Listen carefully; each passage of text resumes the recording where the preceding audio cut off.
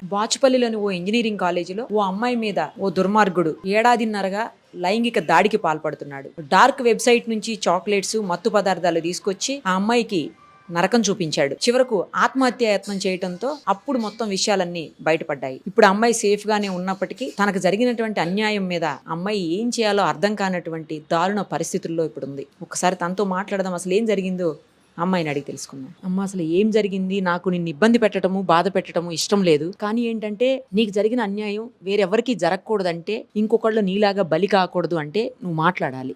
అందుకోసమే నీతో మాట్లాడుతున్నా నేను. అసలు ఏం జరిగింది? ఎవరు వాళ్ళు? నీకు ఎలా పరిచయం అయ్యారు? మీ కాలేజ్ స్టూడెంట్సా, బయట వాళ్ళ? అసలు ఈ డార్క్ వెబ్సైట్ ఏంటి ఒక్కసారి చెప్పమ్మా. నాకు 2024లో ఆగస్ట్లో అబ్బాయి పరిచయము. ఇన్స్టాగ్రామ్ నుంచి కమ్యూనికేట్ అయ్యాము. ఒకరోజు కలిసి 2 days తర్వాతనే నాకు ప్రపోజ్ చేశాడు. 1 weekకి నన్ను ఫోర్స్ చేసి ఒప్పుకోకపోతే రీజన్ చెప్పు అట్లా బలవంతం చేసి ఒప్పించాడు. తర్వాత అక్టోబర్లో ఫిజికల్ రిలేషన్షిప్లోకి వెళ్ళామని ఫోర్స్ చేశాడు క్లాస్ రూమ్లోనే. తర్వాత ఒకరోజు లేదండి, వేరే బ్రాంచ్. వేరే బ్రాంచా? మీ కాలేజే? మా కాలేజే, కాకపోతే వేరే బ్రాంచ్, నా ఇయరే. అలా ఫోర్స్ చేసి నాకు కొంత ఇన్ఫెక్షన్ అయిపోయింది లోపల. అయినా కానీ మళ్ళీ చేయడం వల్ల ఒకరోజు సెక్యూరిటీకి దొరికాము. సెక్యూరిటీకి దొరికినప్పుడు ఆ అబ్బాయిని హెచ్ఓడికి దగ్గరికి తీసుకెళ్లారండి, మెకానికల్ హెచ్ఓడి దగ్గరికి. మరి లోపల ఏమైందో నాకు తెలియదు, కానీ ఆయన మాత్రం కూల్గానే వచ్చాడు బయటికి. ఆ తర్వాత ఏ యాక్షన్ కూడా తీసుకోలేదు, మా పేరెంట్స్కి కూడా ఇంటిమేట్ చేయలేదు. నువ్వు చెప్పావా ఇలా బలవంతంగా నేను ఇబ్బంది పెడుతున్నారు అని? లేదండి, నేను ఎలా చెప్పుకుంటానండి అవన్నీ? పేరెంట్స్కి కూడా చెప్పలేదు. ఎలా చెప్పుకుంటారండి అవన్నీ ఇంట్లో? కానీ కనీసం స్టాఫ్ కన్నా, ఎవరికన్నా ప్రిన్సిపల్కో స్టాఫ్కో ఎవరికన్నా చెప్పేది ఉండే కదమ్మా. లేదండి, చెప్పలేదు. చెప్పుకునే విషయాలు కాదు కదండి అవి. కానీ నువ్వు సేవ్ అవ్వాలి కదా, నువ్వు సేఫ్గా బయటికి రావాలంటే ఎవరు ఒకరికి చెప్పాలి కదమ్మా. అది నాకు ఇప్పుడు తెలిసిందండి, నాకు అప్పుడు తెలియదు కదా. అప్పుడు తెలియలేదు. ఏ ఇయర్ నువ్వు చదివేది? ఫస్ట్ ఇయరేనా? ఇప్పుడు 3rd year. ఇది 2nd year అప్పుడు ఇష్యూ జరిగిందా? స్టార్ట్ అయింది అంటే నీకేంటి మత్తు మంది ఇచ్చేవాడా ఎట్లా? స్టార్టింగ్ అయితే నన్ను మ్యానిపులేట్ చేసి ఫోర్స్ చేసేవాడండి. నేను మార్నింగ్ అవర్స్లోనే వెళ్ళేదాన్ని కాలేజ్కి. మా వాళ్ళకి వర్క్ ఉండే, నేను మార్నింగ్ అవర్స్లోనే కాలేజ్లో దింపేసేవాళ్ళు. అది అదనుగా చూసుకొని ఆయన కాలేజ్కి వచ్చి ఫోర్స్ చేసేవాడు నన్ను. ఇంకా ఫిజికల్గా వెళ్ళకపోతే రిలేషన్షిప్ ఎట్లా స్ట్రాంగ్ అవుతుంది అని. తర్వాత మాయ మాటలు చెప్పాడు. అవును, ఇట్లా కాలేజ్లో దొరికిన కానీ నుంచి ఇంక ఇట్లా కాదు, రూమ్కి వెళ్దాం అని నేను అక్కడికి ఫోర్స్ చేసి మళ్ళీ అక్కడ వీడియోస్ తీసి అవన్నీ న్యూడ్ పిక్స్ తీసి నన్ను బ్లాక్మెయిల్ చేసి, తర్వాత ఐపీఎల్స్ వేసి నా హెల్త్ కూడా మొత్తం పోయింది. అసలు నాకు మొత్తం కొంచెం ప్రెషర్ పడి నేను కళ్ళు తిరిగి పడిపోతాను. నేను అట్లా అయిపోయింది నా పరిస్థితి అసలు. ఇంకా ఇద్దరు కాదు, ఒక్కళ్ళే. ఐపీఎల్ అనేది 6 తర్వాత వేస్తారు కదా, ముందే వేసేవాడండి. ఇంకా మొత్తలో పడుకునేదాన్ని అంతే. అప్పుడు ఏమైందో కూడా నాకు తెలియదు కనీసం. అట్లా 1.5 year నరకం అండి అసలు. అది పీరియడ్స్లో కూడా కనీసం వదలలేదు నన్ను. తర్వాత ఫిబ్రవరి మంత్లో ఈ ఇయర్ 2026లో ప్రవీణ్ అనే అతన్ని నాకు పరిచయం చేశాడండి. ఆయన ఫ్రెండ్, మా కాలేజ్లోనే డిప్లొమా పాస్ అవుట్ 2021. వాళ్ళిద్దరు కలిసి మూవీ తీద్దామని నాకు పరిచయం చేశాడండి. మళ్ళీ ఆయన డ్రామా స్టార్ట్ చేశాడు, నేను లవ్ చేస్తున్నాను అని. అంటే నా గేట్ ఎగ్జామ్ టైంలో నా హాల్ టికెట్ ఆధార్ కార్డ్ తీసుకొని బ్యాడ్ టచెస్ అన్నీ చేసి నాకు ఇంకా మాట్లాడుతా అని బయటికి తీసుకెళ్ళి రూమ్కి తీసుకెళ్ళి మిస్బిహేవ్ చేస్తుంటే నేను అక్కడి నుంచి తప్పించుకొని కాలేజ్కి వచ్చానండి. ఇంకా అప్పుడు సూసైడ్ అటెంప్ట్ చేయడానికి లాస్ట్ కాల్ మమ్మీకి కాల్ చేద్దామని మమ్మీకి కాల్ చేస్తే మమ్మీ అప్పుడు వచ్చి ధైర్యం చెప్పి నాకు కేసు పెడదామమ్మా, ఏం కాదు అని చెప్తే ఇప్పుడు మీ ముందు కూర్చొని మాట్లాడుతున్నాను. లేకపోతే అసలు నేను బతికుండేదాన్ని కూడా కాదు అసలు. ఇంక ఇట్లా ఎంతమంది ఉన్నారు who are suffering from this. అంటే రియలైజ్ అవ్వాలండి, తొందరగా రియలైజ్ అయితే అంత బెటర్. ఎందుకంటే ఆ నరకంలో ఉంటాం, అంత ఈజీ విషయం కాదు.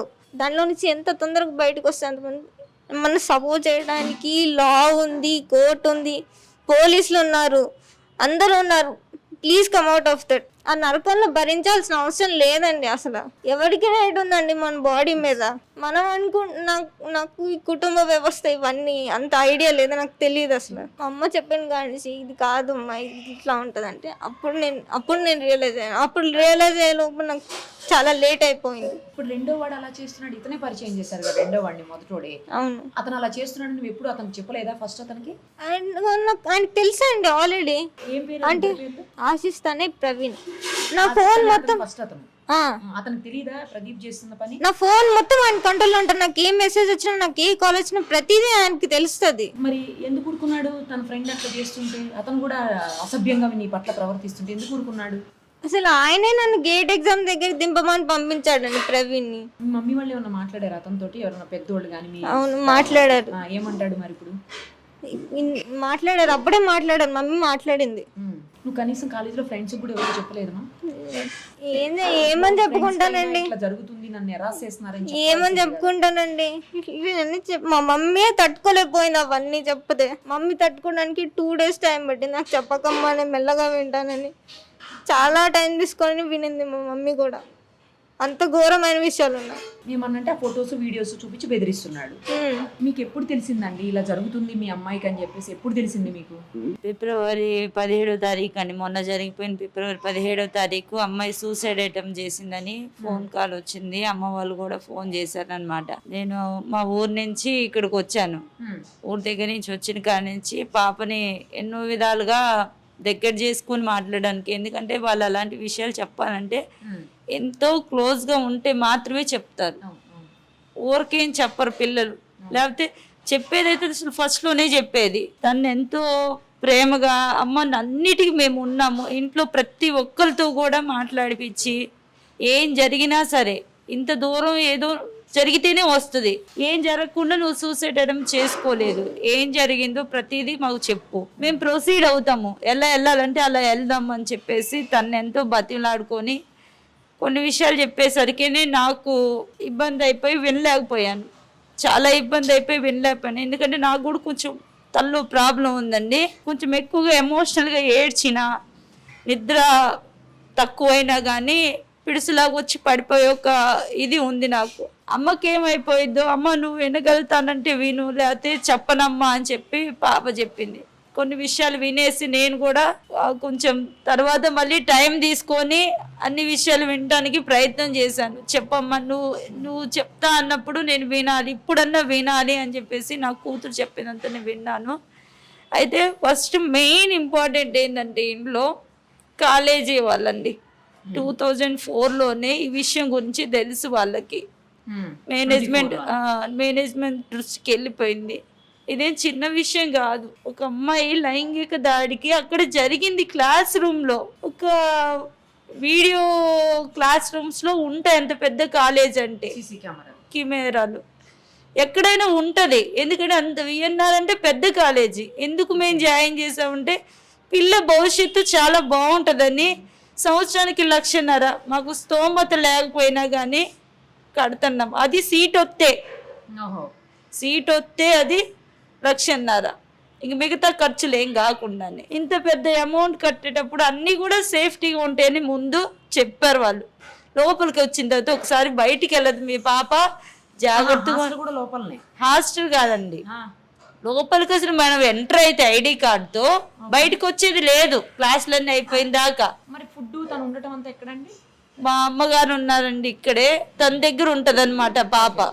అంటే మేము అది కూడా అది ఒక్కదానికి కట్టడానికే మా స్తోమత, హాస్టల్లో కట్టేదానికి ఏం లేదు. దగ్గరే కదా పాప, అమ్మ వాళ్ళు కూడా ఉన్నారు ఇక్కడ దగ్గరలోనే, మంచి కాలేజీ వచ్చింది సీట్ అని చెప్పేసి ఇక్కడ జాయిన్ చేసాం మేము. వాళ్ళు అసలు కొంచెం కూడా ఫీజుల కోసం అన్నిటి కోసం అడుగుతారు కానీ ఎక్కడన్నా అడుగుతారు, ఏ స్కూల్ కానీ కాలేజీ కానీ ఎక్కడన్నా అడుగుతారు. ఇంత పెద్ద ఇష్యూ చెప్తే జరిగితే వాళ్ళ దృష్టికి వచ్చినప్పుడు చెప్పరా? మీరు కూడా ఎప్పుడైనా మాట్లాడారండి స్టాఫ్ తోటి అమ్మాయికి ఫీజుల గురించి కానీ కాలేజీలో అటెండెన్స్ లేకపోతే కానీ పిలిపించేవాళ్ళు. మరి ఈ విషయానికి ఎందుకు పిలిపించలేదు? నన్ను పిలిపించాలి కదా, పిలిపించి చెప్పాలి కదా, మీ అమ్మాయి ఇలా క్లాస్ రూమ్లో దొరికిందో, అసలు ఇంకేం జరిగిందో అనేది నీకు తెలియదు, నువ్వేం పెట్టలేదు క్లాసుల్లో, ఏ సేఫ్టీ లేదు. ఎవరు ఏది చెప్తే అదే. మీరు అది కనుక్కున్నప్పుడు నాకు ఇన్ఫామ్ చేయాలి కదా, నాకు ఇన్ఫామ్ చేయలేదు కాలేజీ వాళ్ళు. వాళ్ళ ఇష్టానుసారంగా ఇదంతా పాప చెప్పిన తర్వాత నాకు తెలిసింది. దాంట్లో ఒక సార్ కూడా ఉన్నాడు, వీళ్ళతో కలిసి బయటికి పార్టీలకి పుట్టినరోజు ఫంక్షన్లు చేసుకోవడానికి కూడా దాంట్లో ఉన్న ఒక ఫ్యాకల్టీ సార్ కూడా వెళ్ళాడు తీసుకొని, పిల్లల్ని తీసుకొని. ఇంత కాలేజీ ఇంత అసలు బాధ్యత రహితంగా ఎలా ఉంటున్నారు చెప్పాలి కదా పేరెంట్స్కి. 1.5 year నుంచి నా కూతురు అలాంటి వాడి దాంట్లో పడిపోయి ఎంతో హింస, అమ్మాయి చెప్తుంది, శారీరకంగా వాడు హెరాస్మెంట్ చేశాడు. ఎంత దుర్మార్గంగా అంటే చెప్పుకోలేం కూడా వర్డ్స్. చెప్తే సమాజంలో ఈ న్యూస్ చూస్తున్న వాళ్ళు కూడా ఇలా చెప్తుందా ఏమో ఆడాం కదా అని అంటారు. ఎందుకంటే ఉచ్చరించడానికి కూడా ఉచ్చరించకూడదు. అంత దుర్మార్గమైన విషయాలు ఎవరు చిన్న పిల్లది అంత దుర్మార్గంగా చేస్తారా? నిజంగా ప్రేమించే వాళ్ళు అలానే ఉంటారా? టచ్ చేయడానికి కూడా ఇష్టపడరు. చాలా మంది ఉన్నారు ప్రేమించిన వాళ్ళు, వాళ్ళ తల్లిదండ్రులు ఒప్పించుకొని పెళ్లి చేసుకొని ఎంతో జాగ్రత్తగా వచ్చిన అమ్మాయిని చూసుకునే వాళ్ళు ఉన్నారు. మంచోళ్ళు కూడా చాలా మంది ఉన్నారు. ఇలాంటి కిరాతకుడు ఏంటంటే జస్ట్ వాళ్ళకి కావాల్సింది ఏంటంటే ఆడదాని దగ్గర నుంచి ఇదే, వాళ్ళకి నచ్చిన వేలో నచ్చినట్టు. ఒక్కసారి కూడా వాళ్ళ ఇంట్లో కూడా అమ్మాయిలు ఉన్నారు, మా అమ్మాయికి ఇలాంటి పరిస్థితి వస్తే ఏంటి, ఆ పెయిన్ ఎలా ఉంటుంది వాళ్ళకి ఏం తెలియదు. ఆ అబ్బాయి ఇష్టం వచ్చినట్టు చేసి వాడి ప్లాన్లో భాగం ఇంకొకరిని పరిచయం చేసి వాడు మళ్ళీ లవ్ అనే డ్రామా, వీడితోని ఇంత నరకం అనుభవించి తను మళ్ళీ వాడిని ఎంటర్ చేసినప్పుడు ఇంకొద్దు నాకు ఈ లైఫ్, వీడు ఇంత బాధ పెట్టి నన్ను ఇది చేశాడు. వీడెవడో వచ్చి మళ్ళీ సేమ్. ఎందుకంటే వీడి దగ్గర ఉన్న వీడియోస్ కానీ ఏదైనా బయటికి వెళ్ళకుండా వాడు రొమాన్స్కి ఎలా మాట్లాడతాడు, బ్యాడ్ టచ్ ఎలా చేస్తాడు, ఎక్కడికి పోకుండా ఎందుకు జరుగుతాయి ఇవి? వాడికి అసలు సెకండ్ పర్సన్కి ఏం తెలియదు అనుకుందామండి. ఎందుకు అవుతుంది? అసలు అవ్వదు కదా. వాడు కొత్తగా తెలిసినోడు మంచిగా పరిచయం అయినోడితే ఏం ఉండదు. పాప అన్న అని పిలిచేదంట. పరిచయం చేసినప్పుడు ఎవరైనా అంతే మాట్లాడతారు కదా. ఎందుకు వచ్చింది వాడికి ఆ ఫీలింగ్? ఏం చూసి వచ్చింది? నా పిల్ల కాలేజీలో అడిగాను కూడా నేను అడిగినందుకు చెప్పలేదు. సార్లు ఒక ఆయన ఈ అమ్మాయికి సంబంధించిన బ్రాంచ్లో ఉండే ఒక ఆయన ఈ అమ్మాయి మీద మెంటర్గా ఉంటాడంట, చెప్పాడు. అమ్మ మీ పాప చాలా పద్ధతిగా ఉంటుంది. నేను ఫస్ట్ టైం చూసినప్పుడు పాప అసలు ఇంత పద్ధతిగా ఒక పిల్ల మన కాలేజీలో జాయిన్ అయింది. డ్రెస్ సెన్స్ కానీ మాట్లాడేది కానీ ఎవరితో మాట్లాడదు, చాలా సైలెంట్గా ఉంటుంది. మీరేగా చెప్పింది. అలాంటి అమాయకురాలకి ఇలా జరుగుతుంటే కాలేజీ వాళ్ళు మెలకొని ఉంటారా?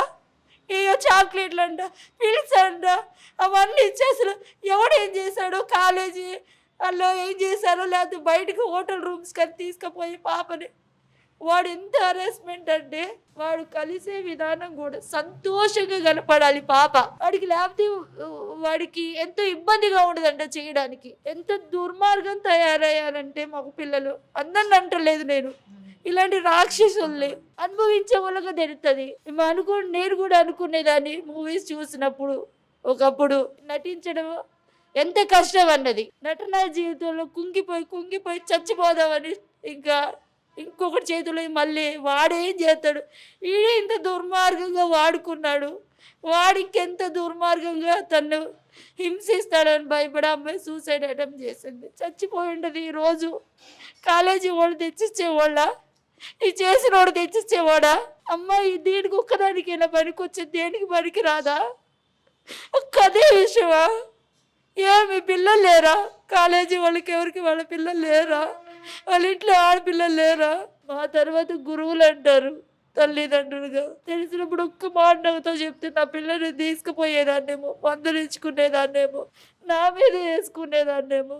మేము ఎంతో నమ్మి ఇంకో పాపను కూడా ఎంటెక్లో జాయిన్ చేసాం. మాకు ఈ విషయాలన్నీ తెలియక 4 months అయింది. చూసారు కదా, తెలుసో తెలియకో ప్రేమ అని చెప్పి అబ్బాయిలు వస్తే ఆ తర్వాత ఎంతటి తీవ్ర పరిణామాలు ఎదుర్కోవాల్సి వస్తుందో విద్యార్థినులు, యువతులు, అమ్మాయిలు గమనించాల్సినటువంటి అవసరం ఉంది. మీకు ఏదైనా ఇబ్బంది కలిగితే, మీకు ఏదైనా ప్రాబ్లం అనిపిస్తే ఇమ్మీడియట్గా పేరెంట్స్కో లేదా ఫ్రెండ్స్కో లేదంటే కాలేజీలో స్టాఫ్కో చెప్పాల్సినటువంటి అవసరం ఉంది. లేదు అంటే ఇదిగో ఈ అమ్మాయిలాగే నరకం చూడాల్సి ఉంటుంది. మీకు చాలా రకాలైనటువంటి న్యాయ సహాయాలు లేదా మీకోసం చట్టాలు ఇవన్నీ ఉన్నాయి. అర్థం చేసుకొని ఇబ్బంది పడకుండా వెంటనే ఇలాంటి వాళ్ళ నుంచి, ఇలాంటి వ్యవహారాల నుంచి బయటపడేందుకు ప్రయత్నం చేయండి.